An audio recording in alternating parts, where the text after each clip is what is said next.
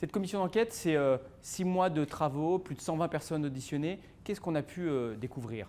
Il n'y a pas de complot, de conflit d'intérêts ou d'opacité, mais des gouvernements successifs qui ont fait leur travail dans leur rôle pour trouver le meilleur équilibre possible entre l'innovation, l'accompagnement de nouveaux acteurs, en particulier les plateformes de VTC, la création d'emplois, mais aussi la protection des droits du travail et des acteurs existants comme les taxis. Mais ça a aussi permis de démontrer qu'on doit aller plus loin. On doit aller plus loin dans la régulation, dans la protection des travailleurs, sur la protection sociale, les revenus minimums, le droit à la déconnexion au niveau national comme au niveau européen. Notre commission fait des propositions pour aller en ce sens. Chacun a le droit à un travail digne et on a pu voir encore trop de cas de fraude, trop de cas, parfois d'exploitation dans ce secteur. Et donc c'est à cela aussi que cette commission vient répondre.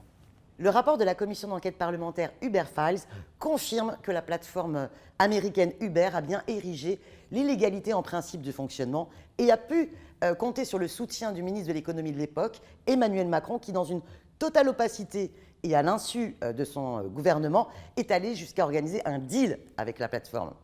Depuis 2017, l'ubérisation s'est développée dans nombre de secteurs avec une totale irrégularité vis-à-vis des obligations Code du travail, social et fiscal.